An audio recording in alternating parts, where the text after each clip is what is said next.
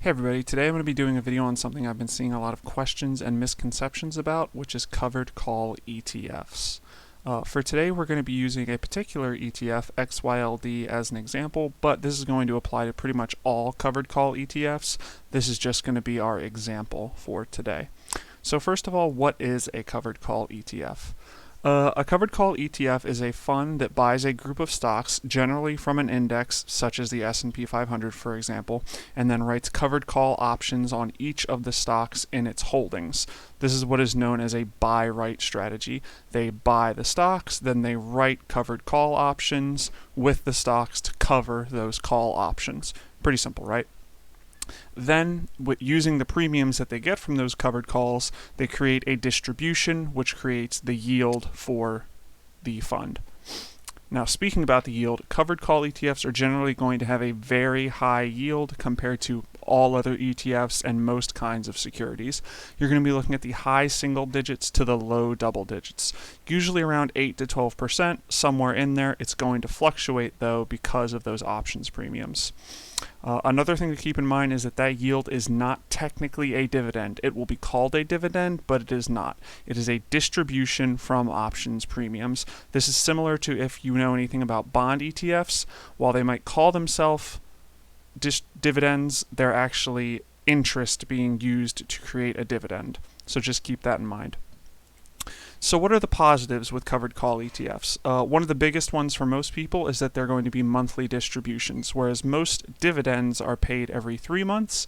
Covered call ETFs pay every month because they do their options premiums every month. They are a relatively predictable high income vehicle. You're always going to be getting a relatively high income in comparison to other things via a covered call ETF. It just depends on how high exactly that's going to be. Covered call ETFs usually do very well in sideways or slightly up or down markets because while the market may be moving 1 or 2% in either way, you're still going to be getting that very high yield because there are always going to be options premiums to write and get premium from.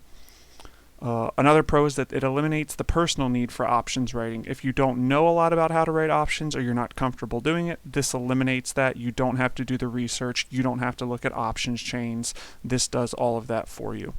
And another one of the very important positives is that this is diversity in your income strategies. Whereas you might just have some dividend appreciation or you might be in bonds or something else, this gives you another vehicle to create income. So it diversifies you. You aren't just in one kind of thing. Now, with positives, there are always negatives, so let's go over those as well. One of the biggest negatives for covered calls ETFs is that you're only going to get very slight capital appreciation. If you're looking to put money in something for 5, 10, 15 years and then look for, the share price to have increased 200-300%, you're not going to get that here. It will increase slightly over time, but the capital appreciation is going to be negligible compared to other vehicles or compared to its distribution yield. Another thing to keep in mind is that because it needs to generate a high yield, it's going to choose strike prices for those covered calls with very high premiums. This means that those calls are usually going to be exercised. Because of this, the fund is going to have to rebuy the underlying securities month after month, whatever the price may be. So if those securities fall a lot, it's going to buy them at that new price. If they go up a lot, it's going to buy them at that new price. This makes the share price very unpredictable, and it can become volatile at times. When there is high growth, this is going to trail the market pretty heavily. Whereas the market may be moving up 10, 20%, this might only be moving up 0.5% or 1%, so keep that in mind as well. To go with that, when the market falls, this is going to fall just as badly because it's going to have to buy those new stock prices month after month. So if the market tanks 30%, this is going to probably fall about 30% as well. However, because it only uses a very slight capital appreciation strategy, it's not going to recover as quickly. If the market falls 30% but then recovers 30%, this is going to be look more something like falls 30%, then only recovers 5 to 10% in the same amount of time. Again, because this generates its income from options premiums, the yield and distribution are going to change from month to month. Because options premiums change, day to day, sometimes hour by hour, you're not going to know exactly how much you're going to get every month. Whereas one month you might get 11%, the next month you might get 8.5%, and then the month after that 10%. So that's something to keep in mind if you're trying to budget, if you're trying to live off your income. While it's going to be a high yield, you're not going to know exactly how much month to month.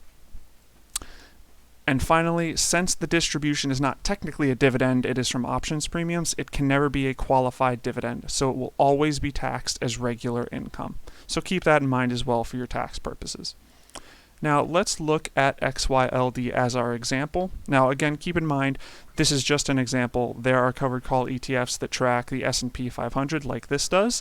There are some that track the Russell 2000. There are some that track the NASDAQ 100, so on and so forth. They're all over the place. Find one you like. Find an index that you're familiar with, whatever works for you. So let's take a quick look at the summary. It follows a covered call or buy right strategy. As we said, it buys the stocks and then writes/sells corresponding call options, just as we said in our overview. First, let's take a look at the expense ratio, and we can see here that we're sitting at 0.6%.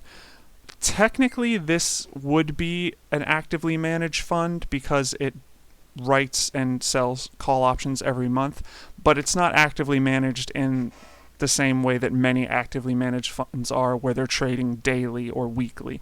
So keep that in mind when we're looking at its expense ratio compared to other actively managed funds. It is at 0.6%, which is very low for an actively managed fund, but considering how actively managed this is, that isn't that low. So just keep that in mind. Next, let's take a look at the portfolio, which should be pretty easy.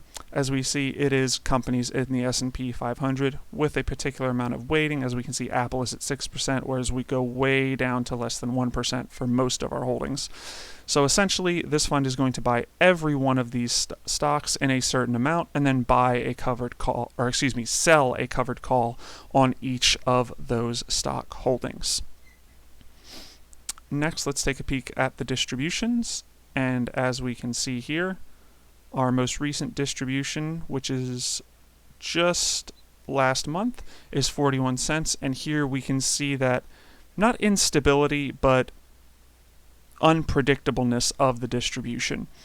We have 41 cents the month before that, 35, the month before that, 47. As we can see, it bounces around. There is a little bit of consistency here, but we can see it bounces around. During the downturn during 2020, you can see it dropped heavily from where it had been the previous 12 months and then rebounded heavily into the next 12 months. So again, just be careful of that distribution volatility. It is something to pay attention to, something to know about.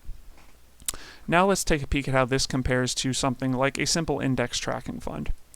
For our back test here, we're going to do the Vanguard S&P 500 ETF, simple S&P 500 tracking fund, versus this covered call ETF. And as we can see here, the difference is rather staggering. Whereas the S&P has returned about 110% from January of 2014, which was XYLD's inception, to today, XYLD has only returned about 8%. And if we had stopped just during the downturn last year, it was actually down quite a bit. So that is quite a large change from one fund to the other. But keep in mind, this is without reinvesting your dividends. This is without taking those distributions into account. But this is kind of what we expect. We're not expecting capital appreciation. We're just looking for that yield, so that makes sense here. If you're the kind of person who's looking for the capital appreciation, then this isn't going to be for you.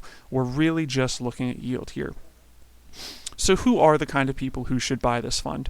The biggest one is people who are looking for income. This is an income vehicle. This is not an appreciation vehicle. This is not a growth vehicle. This will not do that for you. And if anyone tells you that that should be part of that kind of portfolio, run away as quickly as you can. This is strictly for income. You are looking to create a distribution for yourself that you're going to get every month. So if you are an income investor, this should probably be somewhere in your portfolio. How much? That's going to depend on you. If you're looking for something that you can just buy and hold and get 10, 11, maybe on the low end 8% for the rest of your life, this might be a large portion of your portfolio. If you're looking for a little bit of dividend appreciation and you just want some income to go with that, maybe you throw this in there at 5 or 10% just to give you some income to put into your other investments. It's up to you.